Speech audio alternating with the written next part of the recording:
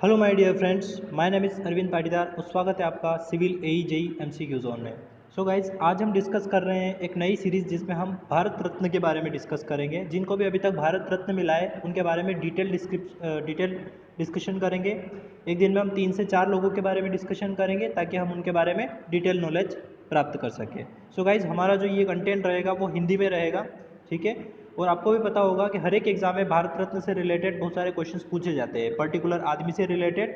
और इसमें अपने हिस्ट्री के कुछ इंपॉर्टेंट फैक्ट्स भी कवर होते जाएंगे साथ में।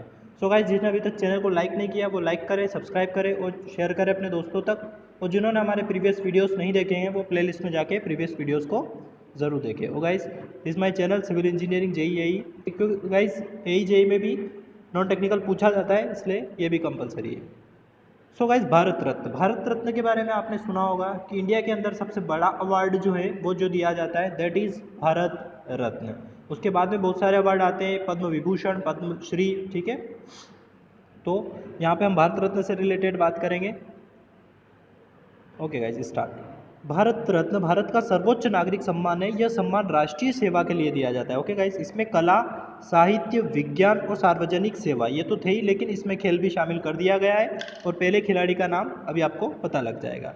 इस सम्मान की स्थापना 2 जनवरी 1954 को हुई थी। किसके द्वारा? श्री राजेंद्र प्रसाद जी के द्वारा इसकी की गई थी, ठीक है। राजेंद्र प्रसाद जी कौन थे? अपने पहले राष्ट्रपति थे। अन्य अलंकरणों से सम्मान को इसके साथ पदवी के रूप में प्रयुक्त, मतलब अपन बोलते हैं जैसे डॉक्टर लगा देते हैं, तो यहाँ पे इसको अपन यूज नहीं, जैसे डॉक्टर तो कोई बात नहीं, आपने नाम के आगे लगा लिया, लेकिन आप भारत रत्न वो लगा के घूम नहीं सकते एक्चुअली। ये संविधान में लिखा हुआ है कि आप इसको ऐसे पदवी के रूप में यूज नहीं कर सकते।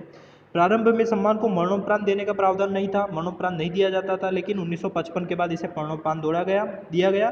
13 व्यक्तियों को ये मरणोपरांत मिला गया है अभी तक। और सुभाष चंद्र बोस को भी दिया गया था, लेकिन अब यहाँ पे कंट्रोवर्सी है कि सुभाष चंद्र बोस का डेथ का पता नहीं लगा था कि वो मरे एक्चुअल में थे या नहीं मरे थे। उसके बाद उनसे वापस वो सम्मान ले लिया गया, तो अभी वो वैल्यू कितनी है? 12 के करीब है। 12 लोगों को मरणोपरांत दिया गया है।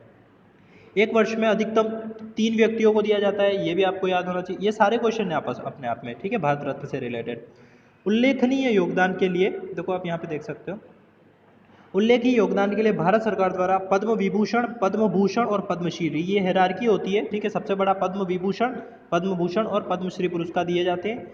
सचिन तेंदुलकर को यह अवार्ड खेल के खिलाड़ी के रूप में दिया गया था। और सबसे कम उम्र में भारत रत्न पाने वाले खिलाड़ी कौन है? सचिन तेंदुलकर। उसके बाद अटल बिहारी वाजपेयी साहब को भी दिया गया। किसके लिए? राजनीतिक जीवन के लिए, प्रभावशाली राजनीतिक जीवन के कारण। उसके बाद बात करें अपन, मूल रूप से इस सम्मान में क्या होता था? 35 mm का गोलाकार स्वर्ण पदक मेडल था, जिसके सामने सूर्य बना हुआ था, ऊपर हिंदी में भारत रत्न और नीचे पुष्पहार था, ठीक है गाइस। ये स्टार्ट की बात हो रही है, जब 1954 में ये बना था तब क्या मिलता था। और पीछे की तरफ राष्ट्रीय चिन्ह का मोटो था, लेकिन फिर इसको बदल दिया गया। तांबे के पीपल के पत्ते, आप देख सकते हो स्टार्ट में मैंने लगाया, पीपल के पत्ते पर प्लेटिनम का चमकता सूर्य बना हुआ है, जिसके नीचे चांदी में लिखा रहता है भारत रत्न, और सफ़ेद फीते के साथ गले में इसको पहनाया जाता है। और राष्ट्रपति के द्वारा आपको यह अवार्ड दिया जाता है।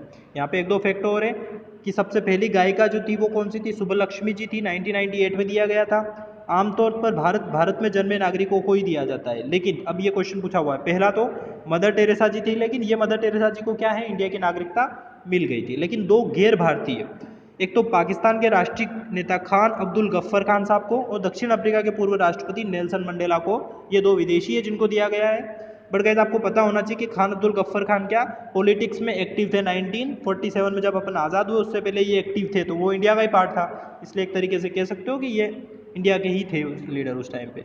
लेकिन नेल्सन मंडेला बिल्कुल बाहर के ही आदमी थे, यहाँ का उनसे कोई रिलेशन नहीं था। 2019 में आपको पता होगा नानाजी देशमुख मरणोपरांत दिया गया। ये क्या थे? संगीतज्ञ थे। भूपेन हजारिका मरणोपरांत दिया गया, ठीक है। और ये नेता थे, नानाजी देशमुख नेता थे, ये संगीतज्ञ थे भूपेन हजारिका साहब। और राष्ट्रपति प्रणब मुखर्जी को, 3 लोगों को दिया गया था, ठीक है गाइस। इनके बारे में अपन पढ़ेंगे बाद में। भारत के पहले शिक्षा मंत्री मौलाना अबुल कलाम आज़ाद को जब दिया जा रहा था तो उन्होंने मना किया था, क्योंकि जब भारत रत्न बना था 1954 में, तो ये उसकी कमेटी के मेंबर थे, तो उन्होंने उस टाइम पे लेने से मना कर दिया था। फिर बाद में इनको 1992 में जब ये इनके देहांत हुआ उसके बाद इनको दिया गया मरणोपरांत, ठीक है गाइस। वो सुभाष चंद्र बोस के बारे में बताया हुआ है कि उनको भारत रत्न दिया गया था, और वो अकेले ऐसे आदमी है कि ये सम्मान वापस उनसे लिया गया है अभी तक देने के बाद, ठीक है गाइस। अब अपन जो आज डिस्कस करेंगे वो इन 3 बुद्धिशाली लोगों के बारे में डिस्कस करेंगे और अद्भुत लीडरशिप है इनके अंदर में। सी राजगोपालाचारी, एस राधाकृष्णन और सी वी रमन, तीनों अपने आप में बहुत बड़े लीडर हुआ करते थे, ठीक है, उस टाइम के। तो एक एक करके हम इनके बारे में डिस्कस करेंगे। डॉक्टर सर्वपल्ली राधाकृष्णन एक बहुत बुद्धिमान और बहुत अद्भुत मतलब प्रतिभा के धनी कह सकते हो आप इनको, ठीक है। इनके बारे में पूरा डिस्कशन करेंगे। 5 सितंबर 1888 को इनका जन्म हुआ और 1975 में इनका देहांत हुआ था। आपको पता है 5 सितंबर को जन्म हुआ था, इसीलिए अपन शिक्षक दिवस मनाते हैं, इन्हीं की याद में मनाते हैं, ठीक है गाइज। अब यहाँ से डिस्कस करते हैं। डॉक्टर सर्वपल्ली राधाकृष्णन 5 सितंबर 1888 को जन्म 97, भारत के प्रथम उपराष्ट्रपति। 1952 से 2 टेनर के लिए इनका हुआ था, 52 से 62, 5 से 10 साल के लिए, ठीक है। और द्वितीय राष्ट्रपति भी रहे। पहले राष्ट्रपति कौन थे? डॉक्टर राजेंद्र प्रसाद। वे भारतीय संस्कृति के संवाहक, प्रख्यात शिक्षाविद, महान दार्शनिक और एक आस्थावान हिंदू विचारक थे। महान दार्शनिक को आप नोट कर लेना, बहुत बड़े फिलोसोफर थे ये, ठीक है। इन्होंने ब्रिटिश गवर्नमेंट के खिलाफ, ये अकेले आदमी थे जिन्होंने बताया कि भारत क्या है एक्चुअली, और भारत की संस्कृति के बारे में इन्होंने विदेशों में जा के बताया, ठीक है। उनके इन्हीं गुणों के सम्मान 1954 में उन्हें सर्वोच्च सम्मान भारत रत्न से प्रदान किया गया। ये 3 ऐसे आदमी थे जिनको पहली बार 1957 में तीनों को एक साथ दिया गया था। उनका जन्म दिवस 5 सितंबर शिक्षक दिवस के रूप में मनाया जाता है, ठीक है गाइस। अब इनके पूरे जीवन काल के बारे में बात कर लेते हैं। डॉक्टर राधाकृष्णन का जन्म तमिलनाडु के तिरुतनी गांव में हुआ था, और जो 5 सितंबर 88 को, ठीक है। मद्रास से कितना दूर है? 64 किलोमीटर। ये एक ब्राह्मण के संतान थे, ठीक है गाइस। उनके पिता का नाम सर्वपल्ली वीरास्वामी और माता का नाम सीताम्मा था। उनके पिता राजस्व विभाग में काम करते थे, ठीक है गाइस। वो एक उस टाइम पे राजस्व विभाग में थे और गवर्नमेंट अधिकारी थे। अब लेकिन इनके जो परिवार था वो काफ़ी बड़ा था, 5 से 6 मतलब 6 मेंबर थे, देखो 5 पुत्र और 1 पुत्री थी। तो इतने सारे लोगों में भरण पोषण करने में भी दिक्कत होती थी। तो ऐसा कोई विशेष बचपन नहीं रहा है किसका, राधा कृष्ण जी का, कि इनको बहुत बड़े सुख प्राप्त हुए हो। लेकिन ये थे बड़े मतलब ये कह सकते हो आपके बहुत अद्भुत प्रतिभा के धनी थे। उसका मतलब ये बहुत मेधावी छात्र रहे उस टाइम पे। अब देखो ये जहाँ पे पैदा हुए थे, अभी बताया मैंने तिरुतनी और तिरुपति, तो ये तिरुपति ही वाला क्षेत्र है, तो ये धार्मिक स्थलों से रिलेटेड है। अब जिस एरिया में आप रहते हो वहाँ पे आप मतलब एक्चुअली उनका इन्फ्लुएंस आप पे बहुत ज़्यादा हो जाता है उन एरियो का, ठीक है। तो उन्हें प्रथम 8 वर्ष तिरुतनी में गुजारे। यद्यपि उनके पिता पुराने विचारों के थे और धार्मिक भावनाएं भी थी, लेकिन इन्होंने फिर भी उनको किस स्कूल में डाला? क्रिश्चियन मशीनरी स्कूल में डाला, तिरुपति में, ठीक है। अब देखो इनका जो टाइमिंग था 1896 से 1900। अब ये जो बात था ना, यहाँ पे विवेकानंद जी का टाइम भी था। आपको पता है 1998 में रामकृष्ण मिशन की 1898 में रामकृष्ण मिशन की स्थापना की थी स्वामी विवेकानंद जी ने। तो ये स्वामी विवेकानंद जी को अपना गुरु मानते थे। आप देख सकते हो कितने बड़े लीडर ये भी होंगे, ठीक है, उस टाइम पे। अगले 4 वर्ष तक फिर ये वेलूर में शिक्षा हुई। उनके बाद उन्होंने मद्रास क्रिश्चियन कॉलेज मद्रास में शिक्षा प्राप्त की। वह बचपन से ही बहुत ज़्यादा मेधावी छात्र थे। इन 12 वर्षों के अध्ययन काल में राधा कृष्ण ने बाइबिल, देखो ये बाइबिल के भी कुछ अंश याद कर लिए थे इन्होंने। ऐसा नहीं था कि केवल एक ही धर्म के ज्ञाता थे ये। उस उम्र में उन्होंने स्वामी विवेकानंद, ठीक है, के विचारों का अध्ययन किया। 1902 में मैट्रिक स्तर की परीक्षा उत्तीर्ण की और उन्होंने छात्रवृत्ति मिली, ठीक है। 1904 में कला संकाय में प्रथम श्रेणी उत्तीर्ण की और उन्होंने मनोविज्ञान, इतिहास और गणित विषय को चुना, ठीक है। और ये टॉप करते गए उन्होंने, ठीक है।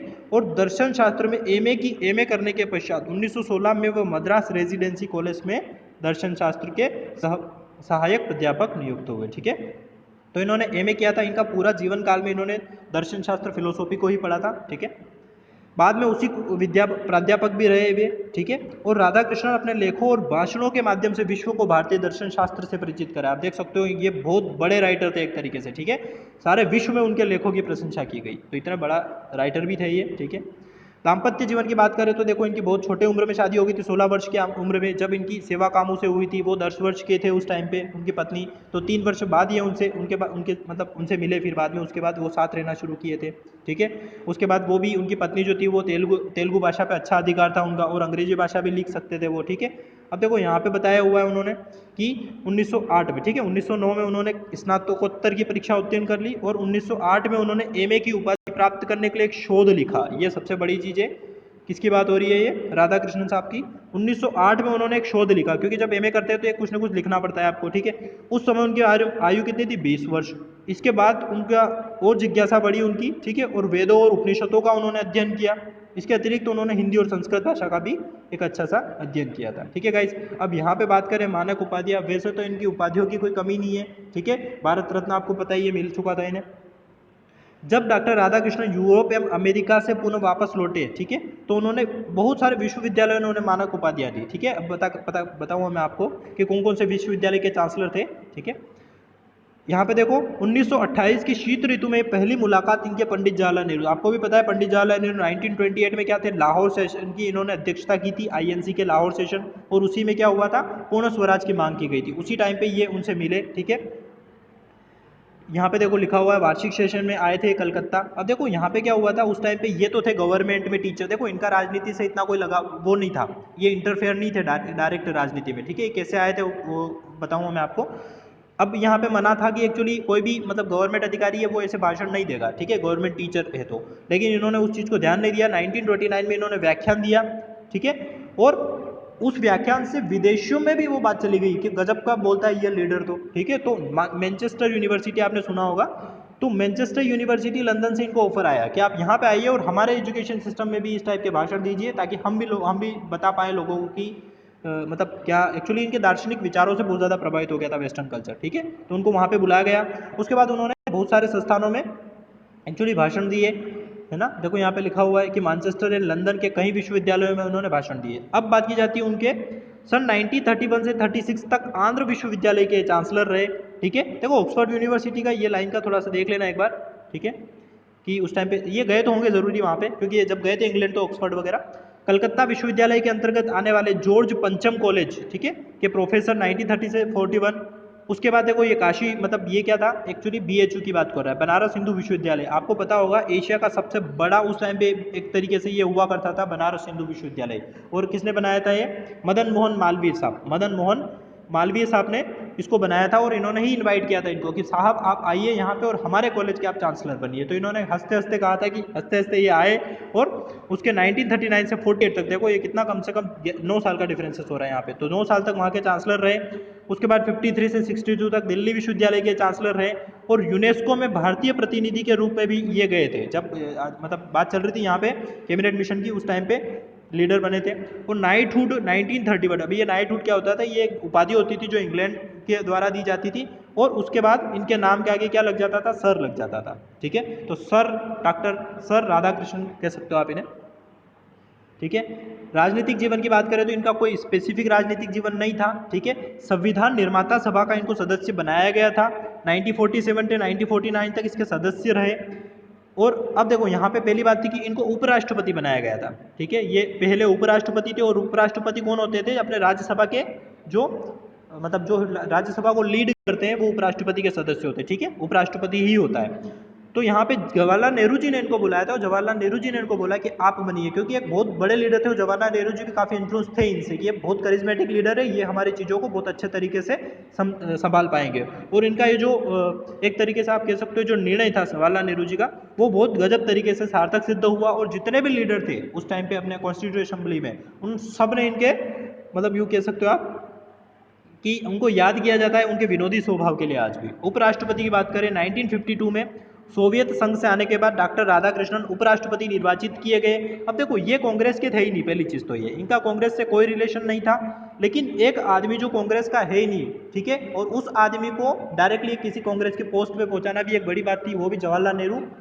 के विचार थे, और जवाहरलाल नेहरू भी काफ़ी अच्छा सोचते थे भारत के बारे में, ठीक है। कुछ मिथ है उनके बारे में, ठीक है। देखो डिसीजन जब आदमी लेता है तो कुछ गलत हो सकते हैं, लेकिन आदमी कभी खिलाफ किसी पर्टिकुलर चीज़ के नहीं हो सकता है, ठीक है, चाहे वो कश्मीर का मुद्दा हो चाहे कोई भी हो।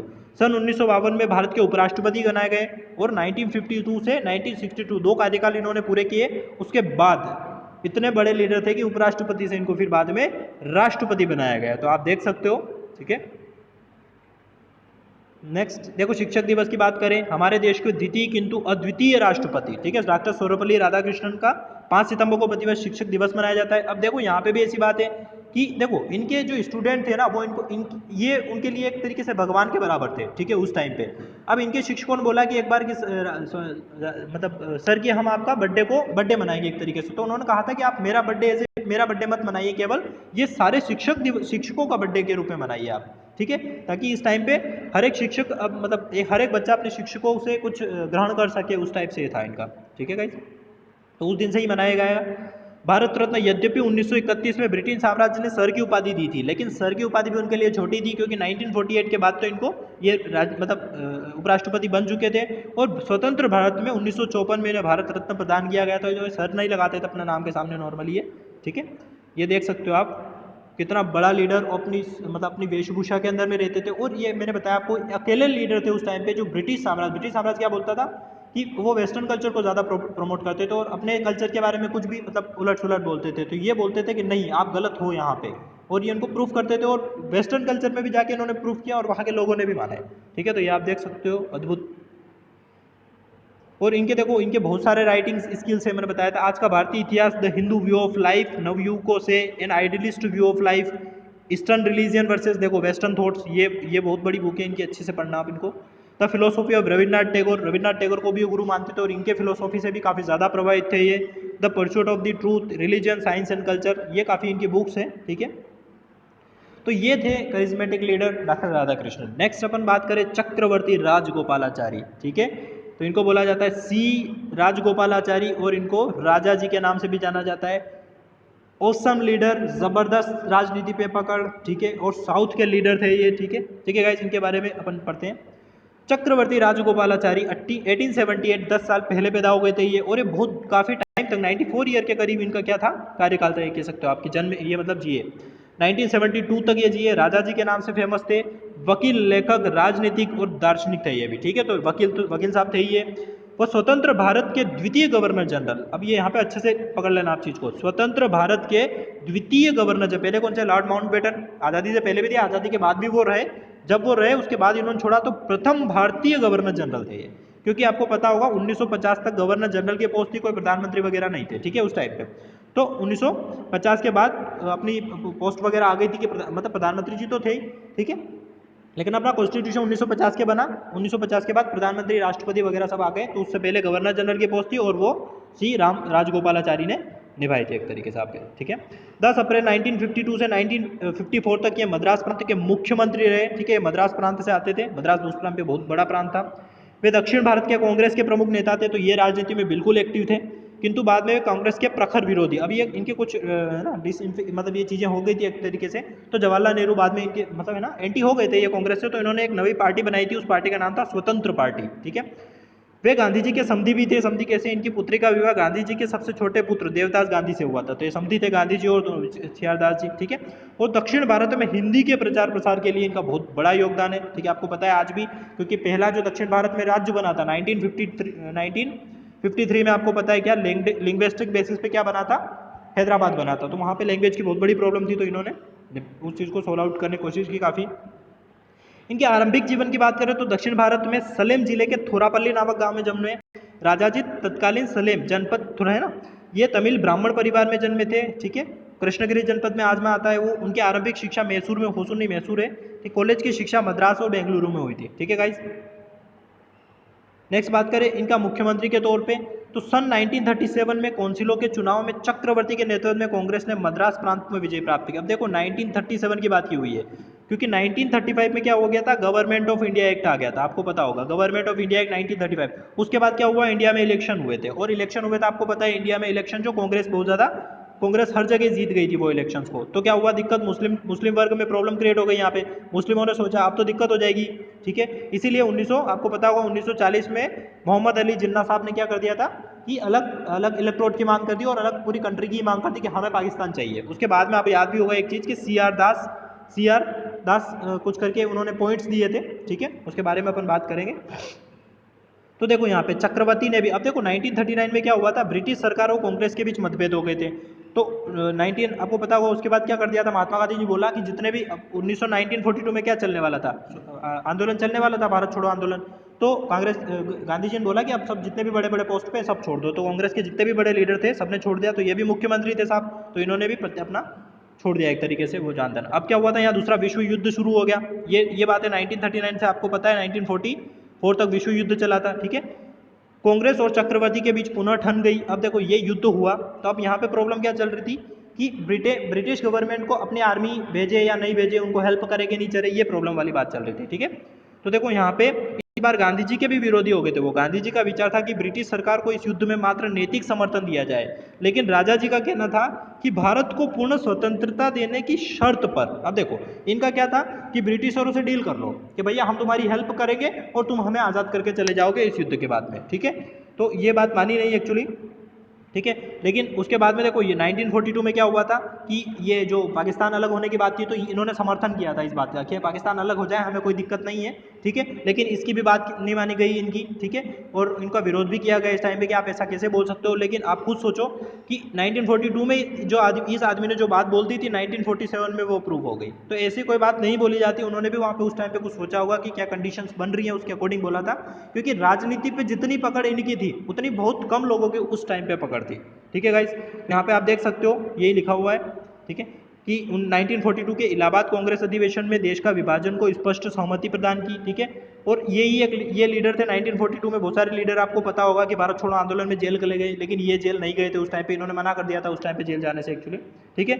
देखो 1942 में उन्होंने देश के विभाजन को विरोध के बाद भी स्वीकार किया और 1947 में वही हुआ। तो आप देख सकते हो उनकी दूरदर्शिता और बुद्धिमत्ता का लोहा पूरी दुनिया मानती है एक तरीके से। कांग्रेस से अलग होने पर भी ये अनुभव नहीं किया कि वो उनसे अलग है। ऐसा नहीं कि कांग्रेस से उनके बेर थे तो ये इनका मतलब भारत की राजनीति में स्वतंत्र कराने में कोई हेल्प नहीं है, ऐसा कुछ नहीं था, ठीक है। राज्यपाल आप देख सकते हो 1942 के देश की जब अंतरिम सरकार बनी तो उस समय इनको उद्योग मंत्री बनाया गया था, ठीक है। वो जब पूरा देश आज़ाद हो गया तो बंगाल का गवर्नर जनरल भी बनाया जैसे आज़ाद हुआ राज्यपाल। और फिर स्वतंत्र भारत का जैसे माउंटबेटन साहब चले गए फिर स्वतंत्र भारत का गवर्नर जनरल भी इनको बना दिया गया था, ठीक है। और 1950 में वे पुनः केंद्रीय मंत्रिमंडल में आए। और सरदार पटेल की आपको पता है कि गांधी जी जैसे डेथ हुई थी तो सरदार पटेल भी चले गए थे, फिर प्रॉब्लम में क्रिएट हो गई थी उनको भी, और उनकी भी डेथ हो गई थी 1950 में, ठीक है। उसके बाद क्या हुआ 1952 में आम सभा। आपको पता होना चाहिए कि सबसे पहला जो चुनाव था वो 1952 में हुआ था। आम सभा के चुनाव में वो लोकसभा सदस्य बने और फिर मद्रास के मुख्यमंत्री निर्वाचित हुए। और उसके बाद इनके बीच में थोड़े से डिफरेंसेस क्रिएट हुए और फाइनली 1958 के आसपास इन्होंने क्या किया था, अपनी एक पार्टी बनाई। दैट पार्टी नाम इज स्वतंत्र पार्टी। ये पूछा जाता है आपसे। सम्मान की बात करें तो देखो यहाँ पे 1954 में चाणक्य, राजनीति के चाणक्य कहे जाने वाले राजा जी को भारत रत्न दिया गया, ठीक है। वह विद्वान, अद्भुत लेखन प्रतिभा के तो धनी थे ही थे। इन्होंने देखो बहुत काम किया एक्चुअली लेखन में भी, ठीक है। इनको आप बात नहीं मानोगे 1958 में साहित्य अकादमी पुरस्कार से भी सम्मानित किया। तो आप देख सकते हो साहित्य अकादमी पुरस्कार हर किसी आदमी को नहीं मिलता। जो लेखन में बहुत ज़्यादा तरीके से परिपक्व होता है उन आदमी को दिया जाता है। तो इन्होंने क्या किया, गीता और उपनिषदों की टीकाएं लिखी, ठीक है। और रामायण कथा को इन्होंने क्या किया था, हिंदी जो रामायण थी उसको तमिल भाषा में कन्वर्ट करके तमिल रामायण लिखी थी इन्होंने, ठीक है। तो आप देख सकते हो उस तमिल रामायण के लिए ही इनको क्या दिया गया था, साहित्य पुरस्कार तमिल भाषा में दिया गया था। स्वराज नामक पत्र भी उनके लेख निरंतर प्रकाशित होते थे, ठीक है। इनके अतिरिक्त नशाबंदी स्वदेशी वस्तुओं को विशेषकर खादी के प्रचार में उनका बहुत बड़ा योगदान रहा, ठीक है। तो और देखो यहाँ पे बात करते हैं राजगोपालाचारी फॉर्मूला क्या था। ये था एक फॉर्मूला जिसके इसका विरोध तो हुआ था 1954 में। कांग्रेस और मुस्लिम लीग के मध्य सहयोग को बढ़ाने के लिए कांग्रेस के वरिष्ठ नेता पी राजगोपालाचारी ने व्यक्तिगत स्तर पर किए अपने प्रयास से एक फॉर्मूला प्रस्ताव किया जिसे राजगोपालाचारी बोलते हैं, ठीक है। गांधी जी इस फॉर्मूले से समर्थन किया था। अब देखो इसमें क्या था एक्चुअली, इस फॉर्मूले में था मुस्लिम लीग और कांग्रेस द्वारा की जा रही भारतीय स्वतंत्रता की मांग का समर्थन। बिल्कुल मुस्लिम लीग भी स्वतंत्रता चाहती थी लेकिन वो पाकिस्तान को चाहती थी। अब देखो यहाँ पे क्या इन्होंने बात लिखी कि अभी इनका कहना सिंपल था, सिंपल इतना समझ लो। इन्होंने कहा था कि अभी आज़ादी ले लो। क्या ले लो, अभी आज़ादी ले लो। अपना जो मैटर होगा ना आपस में वो मैटर अपन बाद में सुलझा लेंगे, लेकिन एक बार इन ब्रिटिशरों को भगा लो यहाँ से, उसके बाद अपन डील करेंगे चीज़ों को, ठीक है। तो वही उन्होंने कहा था कि पहले प्रांतों है ना, मुस्लिम लीग कांग्रेस की सहायता करे प्रांतों की सरकार बनाने में, ठीक है। और जनमत सर्वेक्षण करवा लेंगे अपन, जिस एरिया में प्रॉब्लम है आपको लगता है कि अगर पाकिस्तान में देना तो पाकिस्तान में दे देंगे, ठीक है। क्योंकि इन्होंने सपोर्ट तो कर ही दिया था कि अलग हो जाए तो मुझे कोई दिक्कत नहीं उस चीज़ से, ठीक है। लेकिन इनका कहना था ब्रिटेन भारत को पूरी तरह से मुक्त कर दे, बस वो हमारा मैटर करेगा। लेकिन जिन्ना साहब ने भी क्या कर दिया, इसको नकार दिया पूरी तरीके से। क्यों? क्योंकि जिस आपको पता होगा वेस्ट पाकिस्तान और ईस्ट पाकिस्तान है, उस जगह पे बोला था इन्होंने कि जनमत संग्रह करवा लेंगे। और लेकिन जिन्ना साहब ने बोला कि केवल मुस्लिम लोग ही जनमत संग्रह करेंगे और जो मुस्लिम बोलेंगे वही वहाँ पे फैसला होगा। लेकिन कांग्रेस फिर आ गई सदमे में। कांग्रेस ने बोला भाई साहब मुस्लिमों को समर्थन करवाओगे तो मुस्लिम तो बोलेंगे हम पाकिस्तान में जाना है, तो पूरे एरिया पाकिस्तान को नहीं दे सकते। तो फिर यहाँ पे क्या हुआ, डिफरेंसेस क्रिएट हुए। CR दास के जो यहाँ पे इन्होंने सोचा था वो एक तरीके से गलत प्रूफ किया। फिर बाद में गांधी जी के समर्थन के बावजूद राम गोपालाचारी फॉर्मूला अप्लाई नहीं हो सका, ठीक है। और तीव्र आलोचना भी हुई थी इनकी कि आप कैसा ऐसे क्यों कह रहे हो या ऐसा कैसे कर सकते हो। 1947 में इनडायरेक्टली यही हुआ ठीक है, तो आलोचना करने का भी कोई औचित्य तो रहा नहीं यहाँ पे, ठीक है। उनकी वेशभूषा से भारतीय दर्शन कराने वाले इस महापुरुष का 25 दिसंबर 1972 को निधन हो गया। तो गाइज आप देख सकते हो बहुत बड़े लीडर थे ये अपने आप में, ठीक है। और महात्मा गांधी जी के साथ इनके काफ़ी करीबी संबंध थे, ठीक है। और एक्चुअली मतलब जो नॉर्थ मतलब साउथ की जो राजनीति है, साउथ की राजनीति में इनका बहुत बड़ा रोल है, क्योंकि उस टाइम पे मद्रास प्रोविडेंसी बहुत बड़ी थी, वहाँ पे चीफ मिनिस्टर का पद संभालना और उस एरिया में डेवलपमेंट करना, ठीक है, तो वो काफ़ी मतलब बड़ी बड़ी बात थी फिर। अब हम डिस्कस करते हैं the scientist Chandrasekhara Venkata Raman, we called this scientist as a CV Raman, ठीक है। एकमात्र ऐसे साइंटिस्ट थे स्टार्ट में, जब पहला नोबेल प्राइज साइंस के क्षेत्र में जो भारत का था वो सीवी रमन साहब को जाता है। आप देख सकते हो इस आदमी को, जिस समय फिजिक्स तो क्या है मतलब इंडिया के अंदर कोई साइंस वाइंस भी एग्जिस्ट नहीं कर रही थी, उस टाइम पे इस आदमी ने रिसर्च किया और वहाँ जाके भारत को खड़ा किया, जहाँ पे मतलब पूरे के पूरे वेस्टर्न कल्चर्स खड़ा होता था केवल। आप इमेजिन कर सकते हो कि उस टाइम पे कोई सोर्सेस नहीं, कोई रिसोर्सेस नहीं, उसके बावजूद इस आदमी ने इन्वेंशन करके दिखाया और कहा कि भारत के अंदर भी वो पोटेंशियल है कि हम एक समय आएगा। उसके बाद तो बहुत सारे लोगों ने फिर भारत रत्न दिया गया, आपको पता ही है, अमर्त्य सेन वगैरह साहब को, है ना।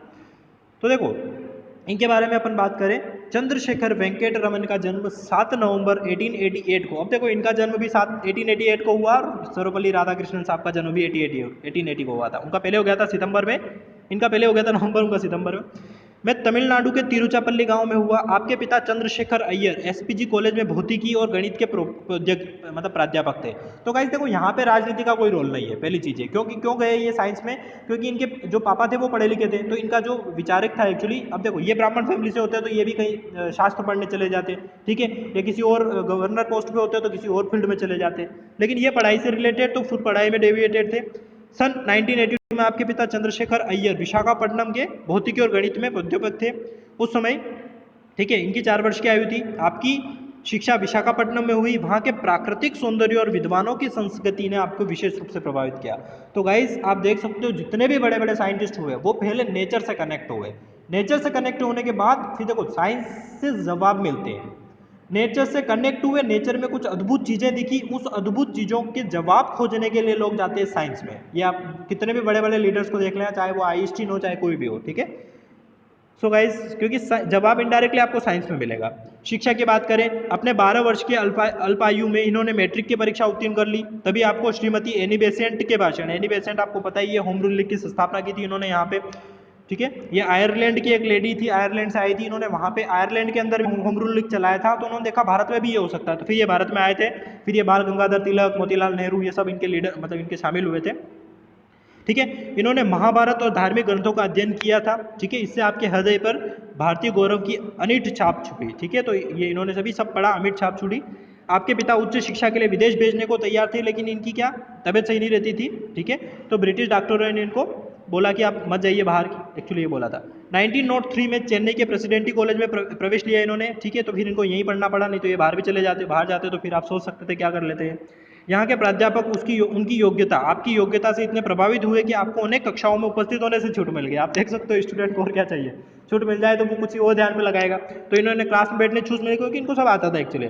आप बीए की परीक्षा में विश्वविद्यालय में अकेले ही प्रथम श्रेणी में आए, तो आप देख सकते हो। आपको भौतिकी में स्वर्ण पदक मिला।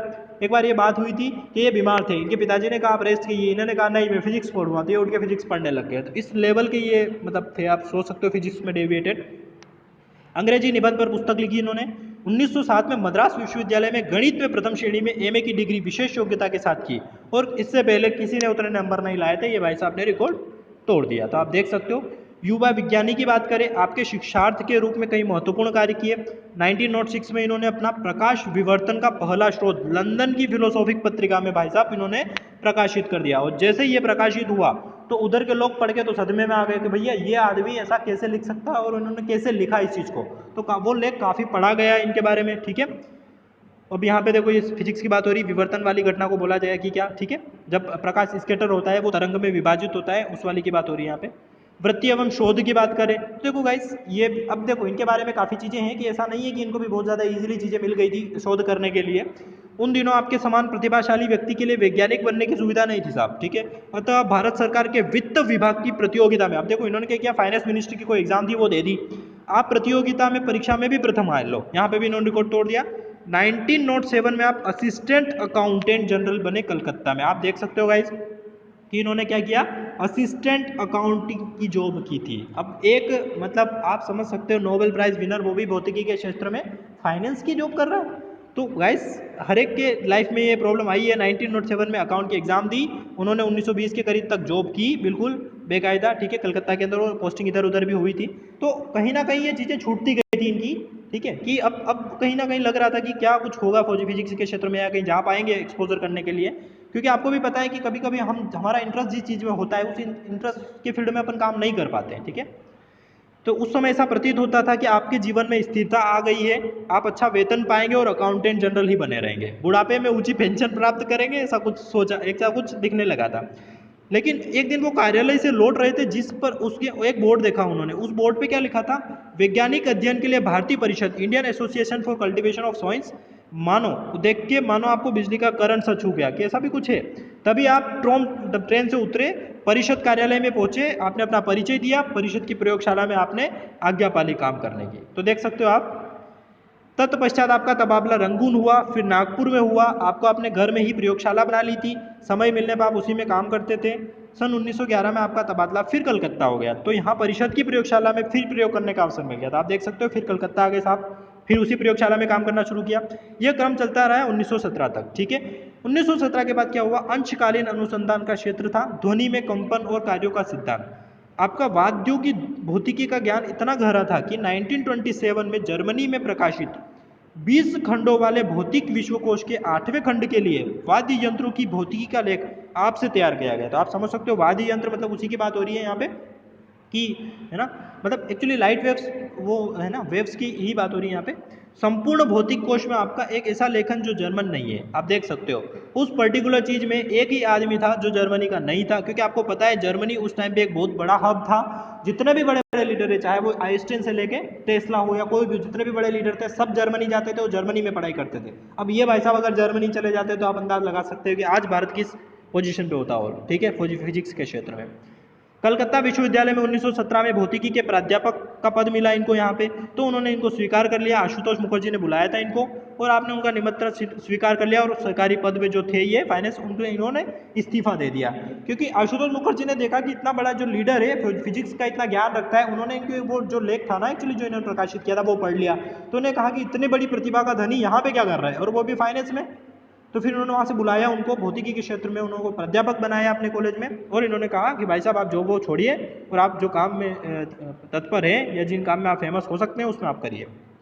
कलकत्ता विश्वविद्यालय में आपने कुछ वर्षों में प्रकाश के चलने का अध्ययन किया। इसमें किरणों का पूर्ण समूह बिल्कुल सीधा नहीं चलता था, उसका कुछ भाग अपनी राह बदल गए। एक्चुअली वही है स्कैटरिंग, जब भी कोई लाइट सेंड की जाती है तो वो लाइट पूरी की पूरी रिफ्लेक्ट होकर नहीं आ पा रही थी, वो कहीं ना कहीं कुछ ना कुछ लाइट कम रिफ्लेक्ट होकर आ रही थी। तो फिर उन्होंने पता किया कि ये क्या हो रहा है, ऐसा क्यों हो रहा है, कुछ ना कुछ एब्जॉर्प्शन हो रहा है, कुछ ना कुछ पार्टिकल का स्कैटर हो रहा है, क्या हो रहा है, फोटोन कहाँ जा रहे हैं, ये सब उन्होंने खोज की।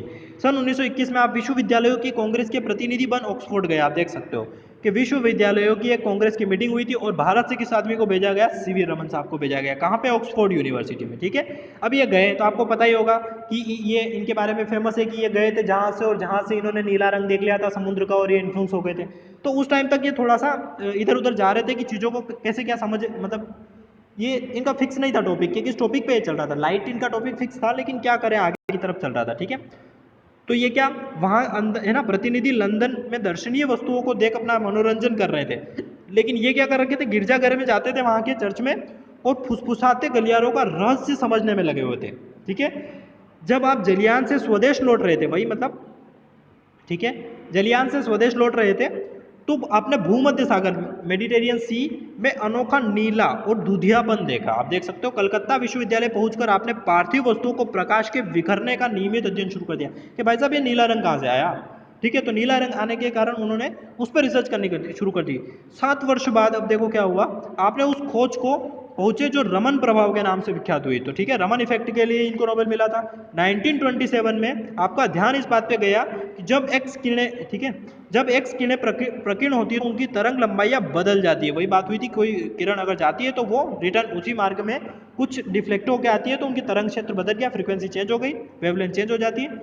ये सीधा प्रश्न उठा कि साधारण प्रकाश में भी ऐसा क्यों नहीं होता। तो इस टाइप से इन्होंने पूरी रिसर्च की स्पेक्ट्रम्स वगैरह पे और इन्होंने फाइनली बताया, ठीक है। तो इनका फाइनली जो इन्होंने प्रकाशित किया 29 फरवरी 1928 में इन्होंने क्या कर दिया, इस खोज की घोषणा कर दी। उन्होंने बता दिया कि भाई साहब ऐसा ऐसा होता है। जैसे ही इन्होंने घोषणा की, इनका पूरा पूरा मतलब वेस्टर्न कल्चर हिल गया। उन्होंने बोला भारत के अंदर ऐसा कैसे हो सकता है। उसके बाद ये लाइमलाइट में आ गए, ठीक है। बहुत सारे लोगों ने इनको इनके उस विख्यात को उनके जो उन्होंने रिसर्च की उसको पढ़ना शुरू किया, ठीक है। अब देखो क्या हुआ था एक्चुअली, अब यहाँ इंटरेस्टिंग फैक्ट बताता हूँ। 1928 में भाई साहब ने रिसर्च कर दी, बता दिया इन्होंने। अब ये भाई साहब ने क्या किया, इनको पता था इनको नोबेल में पुरस्कार मिलेगा। इनको पहले पता लग गया था कि नोबेल अब मिलना ही मिलना तय हो गया है, ठीक है। इतनी बड़ी रिसर्च किसी ने की नहीं दुनिया में उस टाइम पे। लेकिन भाई साहब इनको 1928 में नहीं दिया गया। 1928 में किसी एक पर्सन को दिया गया जिन्होंने फिजिक्स के क्षेत्र में अलग, तो ठीक है इन्होंने सोचा कोई बात नहीं अगली बार मिल जाएगा। 1928 में क्या हुआ, फिर आपको पता होगा डी ब्रोगली आपको पता होगा कि उन्होंने भी फोटोन है ना तरंग सिद्धांत को समझाया था डी ब्रोगली ने भी। तो भाई साहब डी ब्रोगली को दे दिया। फिर ये टेंशन में, फिर उन्होंने सोचा कोई बात नहीं 1929 में भी दे दिया तो कोई दिक्कत नहीं है। 1930 में तो अब भाई साहब इन्होंने पूरी रिसर्च मान ली कि भाई साहब कोई रिसर्च हुई नहीं है फिजिक्स के अंदर, जो फिजिक्स में रिसर्च हुई थी वो मैंने ही की थी, ठीक है। तो नोबेल पुरस्कार का घोषणा होने से पहले इन्होंने टिकट करवा ली। आप समझ सकते हो, टिकट करवा ली इन्होंने कि इन्हीं को मिलना है। और फाइनली नोबेल पुरस्कार की घोषणा हुई और इनको 1930 में नोबेल पुरस्कार विजेता घोषित किया गया रमन प्रभाव के लिए। 1948 में सेवानिवृत्ति के बाद उन्होंने रमन शोध संस्थान कहाँ पे, बेंगलोर में स्थापना की और इस संस्थान में कार्यरत रहे। 1954 में भारत सरकार द्वारा भारत रत्न की उपाधि से आपको विभूषित किया गया। 1957 में आप देख सकते हो लेनिन शांति पुरस्कार से आपको सम्मानित किया गया।